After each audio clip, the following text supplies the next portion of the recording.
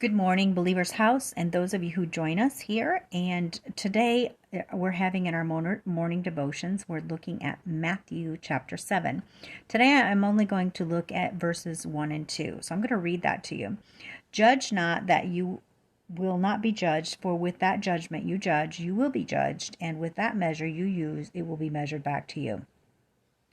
This particular scripture at times is used by many that want to have a license to do what they want to do. They think that that means that they can get a clear pass for their attitudes and their lifestyles and the different things that they do, and maybe even ourselves if we do that. Don't judge me because you just want to do what you want to do. But that is not what this is saying. This is saying that the same measure, it's not saying not even to not judge, it's just saying the measure that we judge is the same measure that is going to be used against us or used on us. So we're to judge people as we would want to be judged.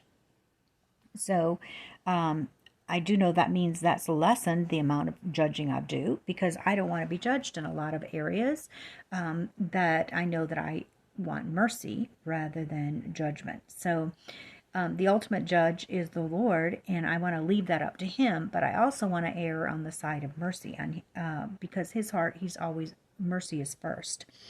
And so He didn't prohibit the idea of judging. He only requires us to be fair and to by judging others at the same measure that we measure ourselves. And then also it says because it says with the measure that we use, it's going to come back to us. So it's important for us to be generous with love. It's important for us to be generous with mercy. It's important for us to be generous in goodness towards others and forgiveness. If we want those things from God, we have to give them to other people. And so we can still love people, but we don't have to accept their behaviors. We can still look at their fruit, because later on in, I think it's in around verse 15 and 16 or 16 and 17, somewhere in there, it talks about looking at a tree and making a judgment about its fruit. You know, a good tree brings forth good fruit. A bad tree brings out bad fruit. A good tree doesn't give you bad fruit, and a bad tree doesn't bring you good fruit. And so there is a measure in this same chapter that we are to look, and we are to look at fruit. And so I think the difference is that the people that we choose to align with are not trees that give out bad fruit. There's also a portion in this chapter that talks about dogs and swine and pearls and that sort of thing.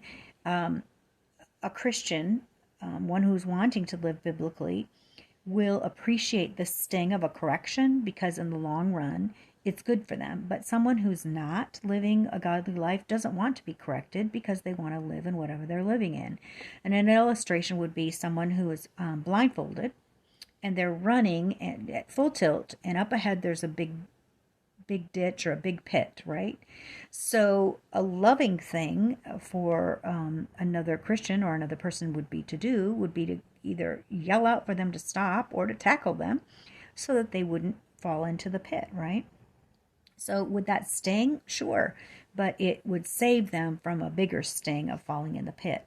Now, if you were blindfolded running toward a pit, would someone want to stop? Would you want someone to stop you?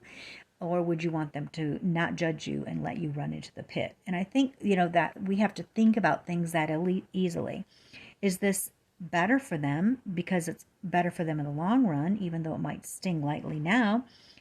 Is it something that's good for them? And again, those who are not wanting to live a biblical life don't want to be corrected. They want to be justified in what they're doing. They want permission to sin.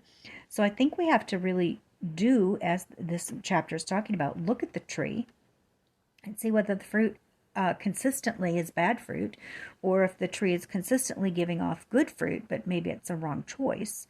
Then we correct that. And I think we need to look at things as a whole, not as in one instance. One of the things I've learned as well is we have a tendency to judge ourselves by our intentions, but we judge others by their actions. And so we really need to think very closely before we make judgments.